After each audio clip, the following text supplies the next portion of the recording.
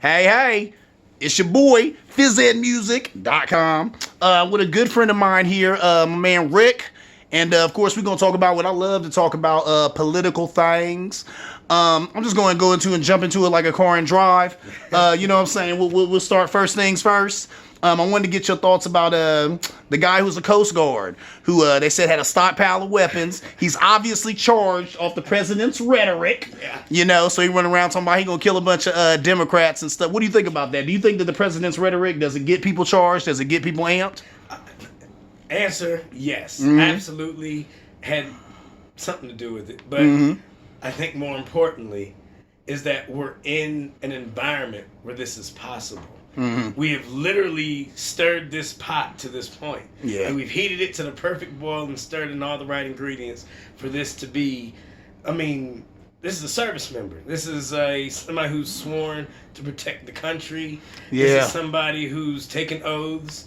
This is somebody who a lot of us would have defended had they hurt somebody under, what do we call it? Under the guise of authority. Yeah. Try to defend, at least the country would have. Yeah. And now this is the result. You know, this is what he did. Yeah. I think it speaks to a character that exists in this country that often goes unanalyzed and maybe even underrepresented.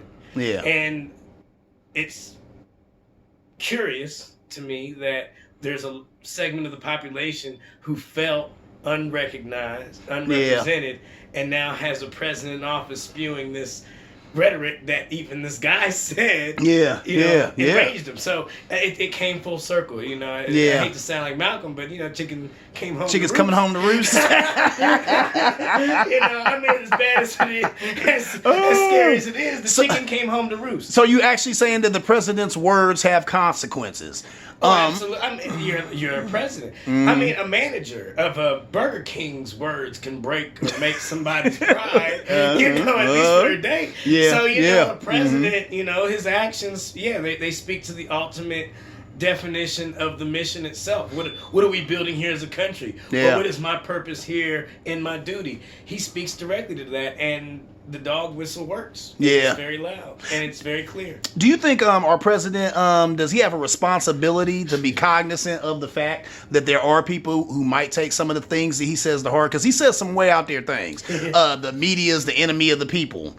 You know, the CIA and the FBI are horrible organizations, and they have terrible intelligence, and they don't have America's interests at heart. And I'm not gonna lie, this is the first time in my life I've ever seen white people not trust the government. I even told my conservative friend Steve, I said, hey, look, man. I mean, seriously. I told him, I say, look, I am the conspiracy theorist. I hear conspiracy theorists and I always be like, but you know what? Why not? It could be true. I mean, you know what I'm saying? I'll give anything a little bit of thought, you know, and be like, well, I don't know everything, and maybe there is something to that. But some of this stuff coming from this guy, I mean, the media is the enemy of the people. And I asked him, I said, do you really agree with that? And he said, yes. He was like, yeah, you know what I'm saying? The media this, the media that. I just don't, I mean, what do you think about that? I think I feel two ways. One, I feel the way I am, as a black male, I reacted to it. So I feel that way. And then another way that I feel, being objective and observing, I think he's right. I think based on his views and the platforms that he's pushing, it's a position that is destined to make you a pariah. It is not a position that speaks towards the existence of people themselves, but the existence towards a functioning entity or government. Okay. And which I'm on the fence about as far as what side I represent. I don't agree with anything as far as what the guy is doing. However, the reactions, the consequences that have played out, I think have been beneficial to the intelligence of the country. Okay. And we're seeing that played out. Americans should be more independent as far as what we consider today dependency on the government, and as far as education and even policing and even fire marshal.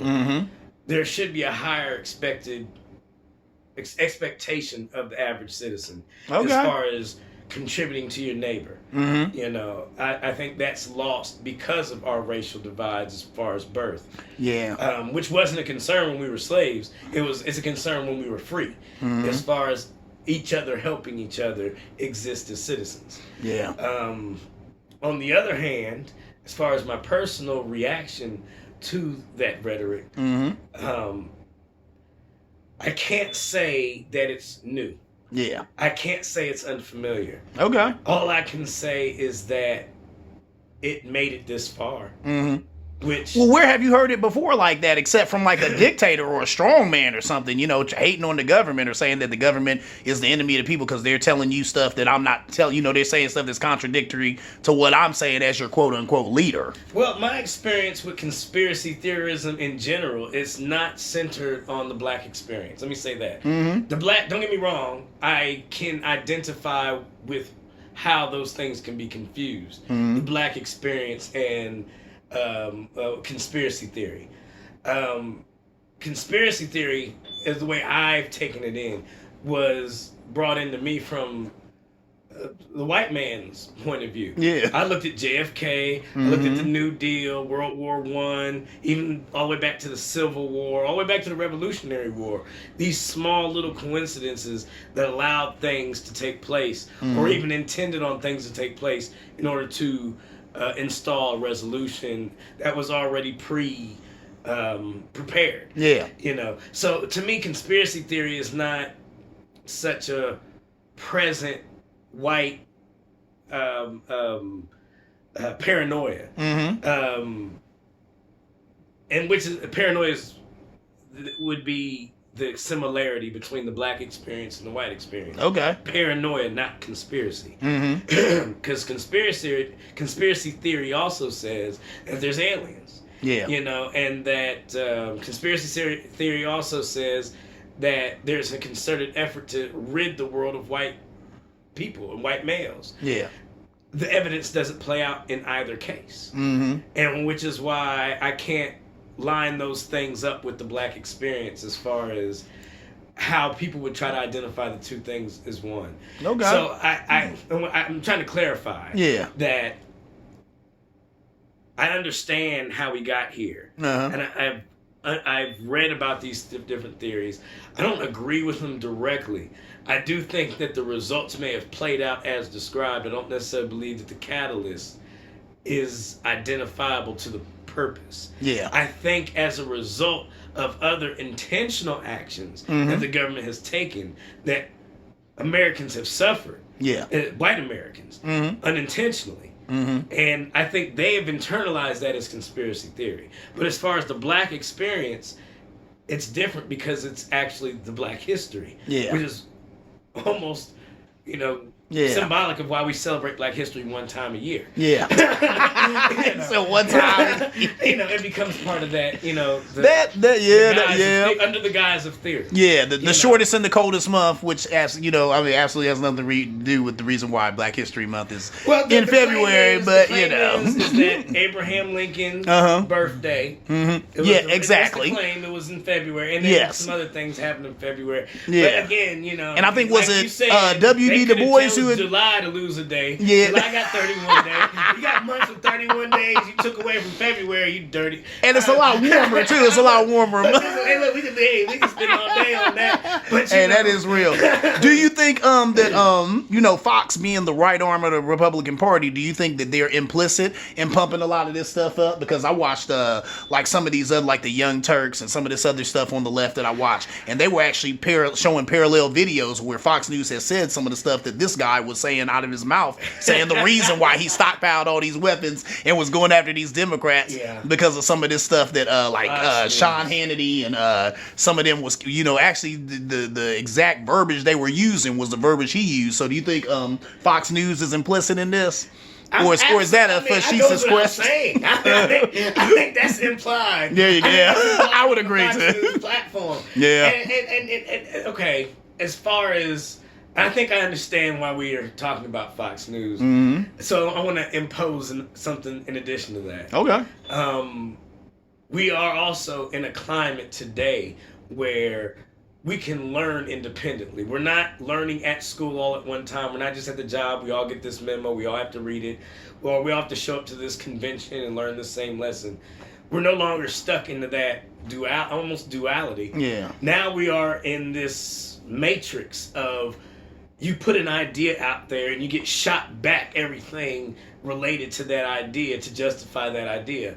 Whether that idea be logical or rational or anything. Mm-hmm. You get return for your investment as a thought alone. Yeah. You don't have to be right or wrong. You just get your return. Yeah. And that has changed because when we were young, you could have an irrational thought, but you would get checked about the logistics of it because there was a right or wrong, and that's why we went through debates. That's why we did experiments. That's why we had science. Today, science seems to go out of its way, and maybe it's not science. Maybe it's people who've taken advantage of such studies. Mm-hmm. But it seems like we've gone out of our way to justify emotions and feelings and how I feel I should be represented. So what Fox News does, at least for a portion of the population, is it takes what they feel that they need to feel and takes what they need in return for their investment, and it gives it to them. Yeah, I agree. And gives it to them well. It gives it to them well, and not. I want to say well. I want to say well, but misdirected. Oh yeah, I agree. Yeah, I'm saying it's efficient. It is efficient. Lord knows I don't agree with it at all, but it's efficient. Yeah. They do a good job at painting, exactly. And yes, a certain narrative, a certain frame that they want to, put a picture in. They do a good job with that. It's the truth. It's the truth. And I don't think we're going to get out of that. Matter of fact, I think we've been digging our way into that since the birth of what we consider traditional media, but Western information lines, which we call media. Mm-hmm. But prior to that, because you did get your information directly from an individual, it was all word of mouth, individually. If you got caught lying was a bigger offense years ago than today. But that was you could lose your life. Exactly. Because that's how important this information is. Today we don't take the importance of information as seriously because we know the truth is out there. So who cares if we put out anything just to have a line of thought? It's entertaining. I mean, I like. And that's what it is. It's entertainment. You're right. It's entertainment. It's entertainment. I think about something that's bullshit. All right, I'm going to leave that right there. We'll get back at you later, Fox News. Now, hold on. Let's talk about 2020. Who's running? Who we think may be running. This guy right here, Joe Biden, that's my dude right there. Some people call him the Gaff Master or the Gaffosaurus. I like Joe Biden. Crazy Joe. Hey, I like Crazy Joe. He's a master of the dramatic pause. If he has a baseball bat. If he don't come up with a baseball bat, I don't even see him. I don't even know. Hey, look, you gotta be iconic. Yeah. If you're gonna do this, Crazy Joe, you can do it, but you gotta be an icon. You gotta beat Bernie. Yeah, he's great at that. I mean, this guy, he'll step into a podium, he'll be like, the problem with America. He said that dramatic pause. He knows how to catch you, keep you for a minute, and then take you on the ride. So I love that. And there's something to be said for a good speech. Barack Obama, I would say 30-40% of his appeal was he could give a barn burner. I'd say he could rally the troops like nobody's business. Especially if you tried to bite him. Oh yeah, he turned it right around on you. Yep. Oh yeah. Barack, he was good at that too. He was like a battle rapper or something. He definitely. Oh yeah. He's good at that. She didn't like him. Just it was next election. So I like. So I was like, could you see yourself voting for Joe Biden? Okay. No. Why you say that? Not as is. I'll be honest with you. This is what happened for me I'm 35 years old. I come from a bourgeois environment, but also urban, very urban, who I associate with anyway. But I was educated. I'm a very expensive education, so I'm very confused. Very well paid for education. Oh, it's weird. It's weird in here. But okay, we're talking about Joe Biden. I don't think he's old. He doesn't have the ability to turn the tide. True indeed. That needs to be turned. Okay. In this country. Yeah. In this culture. I hear More that. importantly, in this culture. The president's no longer just a government military leader. Yeah. He is a cultural leader. What he says. That's a good point. reflects Good point. On what we are as a culture. Good point. And our diversity defines that culture. Okay. It doesn't say that, oh, because we're diverse, you can make fun of it, or you can talk down about it. No. You can make jokes about everybody, but you can't talk down about anybody. Yeah. You know, and that I will protect. On the other hand, I don't think we need to put emotion that's not deserved where it doesn't belong. Okay. And Joe Biden, for me, represents emotion not deserved, but where it belongs. Okay. You know, I like the guy. I like that he ran with Obama. I thought, he didn't I didn't know what he did as vice, but honest with you, I don't know anything. Well, vice presidents don't really do anything. They don't do anything but, hope that the president doesn't die, so then they have to be president. He survived or hope the president does die, depending on the guy. He survived 8 years with a black ball. Yeah. He said with a black ball. He did it well, even with a best friend that's a conservative. It wasn't the McCain. Yeah. With his best friend McCain, he did it. Yeah. And in that sense, I applaud him as being a centralist. But I don't think we need the center. Okay. Obama was the center. Yeah. If we don't understand that today, then we're in Yeah. a real problem. Yeah. Obama was not far left. Yeah. I agree. Now, You're right. Alexandria Cortez. Yeah. Now that's. He's on Alexandria Cortez. The notorious AOC. Now that's far left. One of my But favorites. Yeah, we'll get Obama there. was not far left at all. He was I very agree. and that's what Biden. Now, I do not think they have the tools of solution. Yeah. I think that's a big part of why you got so many Democrats running, is because none of them are willing to go far any direction. Yeah, They'll just go forward. Yeah. Keep a job. Yeah. That's why I think Hillary lost. Because for a lot of people, Hillary was just keeping a job in government. Yeah. You know, she's just been there so long. Yeah. With Bernie, the only advantage Bernie has is that Bernie actually took the effort to draw in that young crowd and internalize their beliefs to say, you guys are right, and I'm going to voice for you, even whether I believe it or not. I thought like you at one point. Yeah. And you're going to be the majority. Yes. And I can ride with that because there is righteousness. There is a right behind your youth. So now, hold on. Now, with that, you take me into Bernie Sanders. Would you vote for Bernie? Today? We're a year out. All of this is extreme. Exactly. Today? No. All is extremely. We're a year out. We're a year out. This is all extremely hypothetical. I don't have anybody that I would vote for. I mean, and this is me being honest. There is nobody who I would just say, you got my vote. Okay. There's nobody I see right now that says that I feel like they just have it.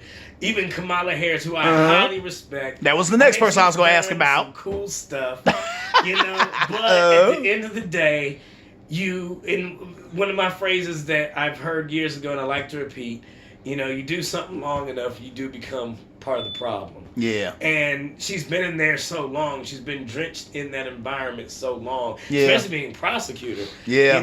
Yeah. I mean, how much solution are you even capable of bringing to your own comfort? Because your comfort zone is limited because of your experience. True. And your justification is now within these 2 points. Yeah. Well, for me, existing as an African American in this country, that boundary needs to be pushed further over, which we wanted Obama to do. We all thought he was going to do it, and I think even white people looked at him and said, "Man, what are you doing? Why aren't you pushing the boundary at all? You're not making any of this comfortable." Hey, I remember hearing Lawrence O'Donnell on MSNBC. You know what he said? He said what Obama did with healthcare was good, but it didn't go far enough. That blew me away. I said, it didn't go far enough. Jeez. Lawrence, he risked his whole political career on what he got done. Lawrence O'Donnell said it didn't go far enough. It didn't. It was a good step, but it didn't go far enough. He should have let a Republican, it was a Republican plan. Yeah, true indeed. He should have let Romney sell it. He should have brought Romney in and said, you sell this. Well, he tried to get them, and he kept saying that. He said, if there are any Republicans who want to add to this, please, our doors are open. He did, but, they played that game where, no, we don't want to help, and we're going to talk stuff about you for not having any of us on it, even though none of us want to be on it, so we say.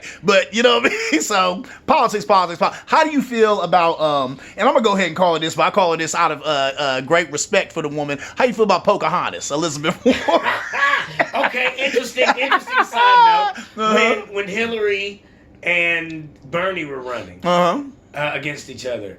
I asked my mother because my mother's a big Hillary fan. You Okay. know, very strong. Yes, I know your mother, and I could believe that. I could say, I could believe that. And I believe in what she's doing. You know, I don't want to take away from that. However, I do have my have my holdups. Yeah. Just you know, have my boundaries. You should have some reservations. Well, let me share them with you. However, what my point was that I said, Mom, of all of the fucking women who are Democrats and progressives that are willing and capable of running for this office, why the fuck did the Democrats choose Hillary Clinton? Because I choose somebody with more red marks on the report card. She's been in school longer than everybody else. Of course she's got more red marks. You know what? Why did y'all pick her? She had the experience. Easy assault. And then, Easy assault.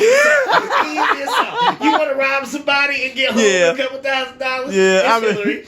You know what? And then too, everybody was talking that year of the woman. This the year of the woman. I read an article not too long ago where somebody said there might be a first woman president. It just won't be Hillary. It won't be her. But there, you know, that could be coming. But it wasn't her. It isn't gonna be her. Gender politics now. It's gotten ridiculous. Yeah. And gender politics has gotten out of control. And what made hold on? Let me tell you what I heard about Kamala Harris. Something about that she had an affair with some guy who was a mayor.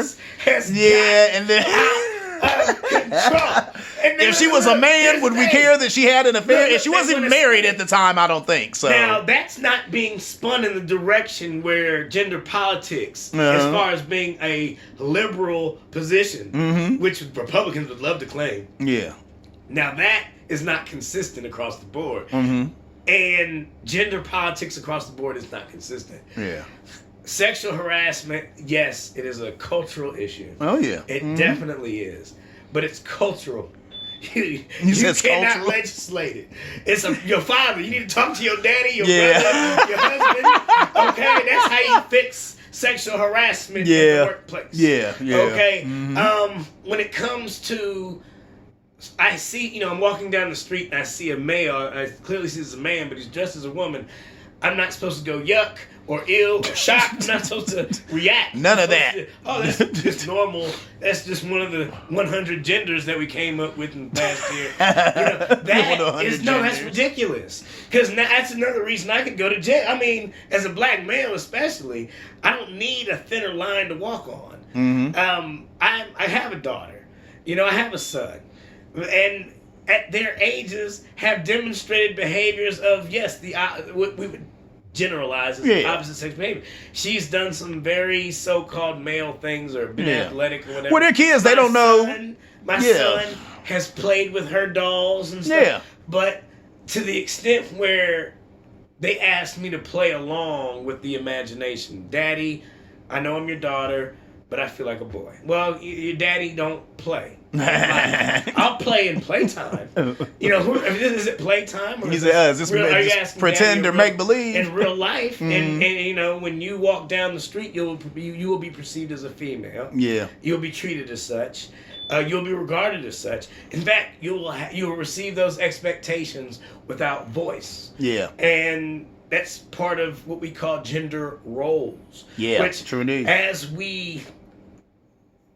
they'd like to say progress, but I don't look at that as progression. I look at that as an extended conversation of bullshit because it still hasn't concluded itself. And it's all based upon really being born sexualized, which no one is. Yeah. No child is born with any sexual identity. True so indeed, the idea that somebody is born a certain sex, no. That's interesting. Now, I never thought of that. If you're always around your mother, you're going to mimic the actions of your mother. If your mother likes Michael Jackson, her son's going to dance like Michael Jackson. It's going to look funny. Yeah.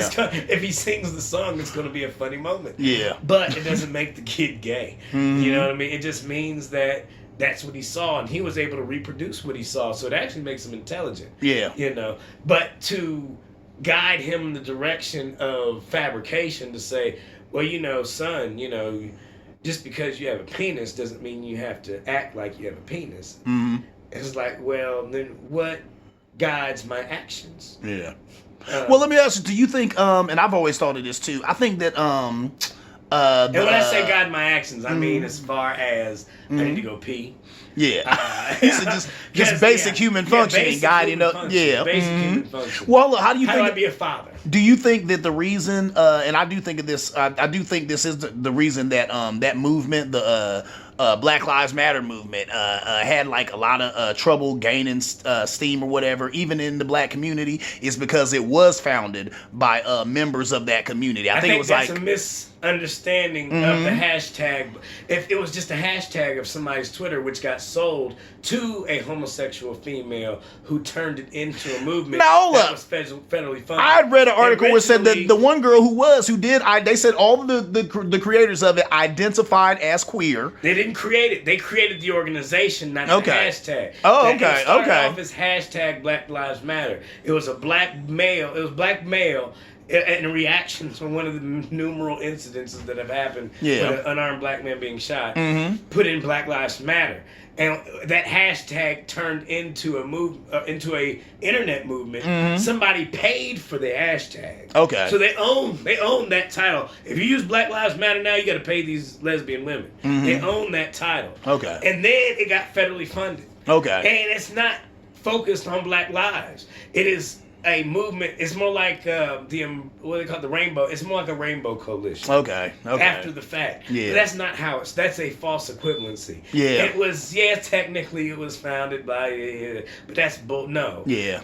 No. It sounds like it was bought by them. And if that's the case, then we also need to look at why. Why would you, somebody who's not planning on having a traditional family lifestyle of stability, of a traditional stable lifestyle, which on planet Earth has been practiced for almost 1 million years by human beings. It's almost 1 million by years. human By creatures. human beings. What about you being involved in that is going to help it? Yeah. Or redefine it. Yeah. And that was I'd like to talk to those women because I think that they didn't realize how they redefined those words with them, what they call it, appropriating them for themselves. Okay. And that makes it kind of sad because it did start off as a good thing, I think. I still think it's a good thing. What, Black lives don't matter? I don't care who's saying it. It's the truth. But it became a catchphrase. It became commercial. It did. Oh, it's very commercial. I was reading it earlier on a bumper sticker. I mean, it is commercial. And I think part of the reason it was because it was turned into a business owned by black lesbian women. I don't think you could have sold it to a white person at the time. Yeah. So that would. Well, I know a lot of black and white people who still just hate it. They don't like it. They don't. Like it. To be honest with you, yeah. See, so I'm. Yeah. So there you go. You know what I'm saying? I gotta tell you, a Black Lives Matter. If I say all lives matter, then that's a problem. Yeah. And it's like, hold a second. How about this? I was working in Hilliard, maybe a couple years back, and I had a room full of white men tell me how when people pipe up and say all lives matter, it diminishes Black Lives Matter. I mean, they went hard and they didn't like that. And they supported the term Black Lives Matter, and they didn't like the fact when other people, spouted all lives matter, blue lives matter. So American politics is always on the fence. That blew me away. Yeah. Left, right. American politics. Oh yeah. That's why it was so difficult to address the previous subject. We're always on the fence. Yeah. So if I speak for one side of the fence, I must be taking away from this side. If I speak for this side, I'm taking away from this side. Yeah. There's no way of balancing the conversation in a real debate anymore. Yeah. Because we've involved so many non-political things in politics. Oh, yeah. You can't solve citizenship through politics. If white people in America didn't accept the fact that these free niggas were going to be citizens of the United States, then guess what? Yeah. These free niggas aren't citizens. Yeah. They ain't going to practice it. They ain't going to have nobody defending it. You know what I'm saying? So it comes into a practice. And that's where, and not that I like what these people are doing. I like the progressive movement. I think that it's a good thing for America to get a taste of. But I think if you steer the ship too confidently at this moment in time with what we're seeing, Okay. we're going to end up sailing into the wrong place. Or Now- probably back where we came from. Now, you know what? Hold up. You would say that, Rick, and you know who you remind me of. You sound a lot like Joe Scarborough. Uh-oh. You know what he said? He said that though. That was his message to Democrats. If you're running along with Alexandria Ocasio-Cortez and this Green New Deal and all that, you're going too far from the left, and you're going to lose a lot of people. You're just going too hard No. and too Hold fast up, to the left. Hold up. I understand the correlation, yes. But the subject's different. Okay. And subject matters. Context matters. Okay. So what he's talking about, I absolutely agree. Because now, okay, she's claiming to be Democrat, by the way. She ran as a Democrat. Yeah. She's a But Democrat. Out of her mouth, she's not. Yeah. Well, I agree. I think she's more like a socialist. She is. You know, and I Lord think knows there's I'm down wrong with with that. it. Yeah. I think America's always been a socialist country as long as you didn't include brown people Yeah. in the benefits of socialism. You know what I'm saying? Which actually would make us a democracy if You're only right. some people get access to those socialist benefits. Yeah, You know what I yeah. mean? So in that sense, it's quite. That's why we're on the fence again. Back on that fence. Yeah.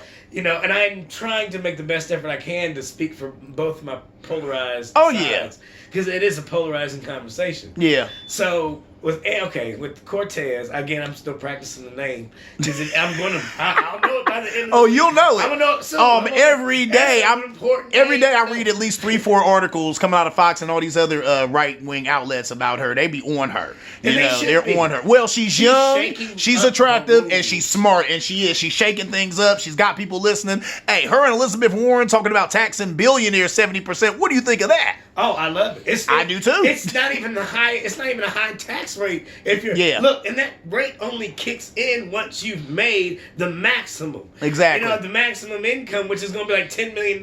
Exactly. If you can't buy with $10 million that you could with 20, then you're not a good money manager anyway. Yeah. You're not missing 70% of the, you know And what I'm saying? You're not missing that when you got that type of more bread. importantly, what's the purpose of a tax? The purpose of a tax is to recontribute to the environment that allowed you to become what you are. And that's improving that environment. Well, isn't that guess what? socialism? That's a redistribution of the wealth, right? That's socialism, right? It's not just socialist. It's also democratic. It's also capitalist. Yeah. But we like to pick and choose what it is to be capitalist and what it is to be not. Yeah. Because quite frankly, most communist countries operate under a capitalist guise. Yeah. You know. Yeah. So it's like, I mean, we shoot these. What's a lot of name calling? Yeah. You know, it's like saying barbarian and savage. Yeah. And terrorist. Yeah. It's Labels. like, well, hell, We get caught up in labels. I've worked with people that are terrorists. You know what I mean? Yeah. And they were white. Yeah. And they got paid well. You know what I'm saying? So they got paid. And got away with everything. You know what I'm saying? They look like the good guy. Yeah. So the story's not being even told accurately. You know? Yeah. And mind you, this is all my interpretation of these events. Yeah. I like Elizabeth Warren. I think she should have run in the old election. I don't think we can have. And for this new, and we're too late. I think we should have had the person ready to run who we were going to have run. Yeah. If we were all Democrats. Yeah. We should have selected this person. But we haven't. So the Democrats are going to lose again. Well, yeah. So you really believe that? Yeah, the Democrats are going to lose There again. are like 22 people already poised to run right, and we're a year out. So I mean, by the time we get it, Republicans were running when Trump won. 16. Was it 16? I think. Yeah, I think he went up against 16 people. So. Okay, the court's full. Well, some people keep saying that, having that many people in the field is a big open field. We're gonna have plenty of good, healthy debates, and it'll help us get to a good, solid leader for the Democratic Party. The only person that could have beat Trump back then was Bernie, and the reason he won't be able to beat Bernie this time is because now people are feeling how broke they. We didn't really feel broke back then. We knew it was coming. Yeah. But we didn't feel it. Yeah. Now we feel it. Yeah. And Bernie won't be able to win.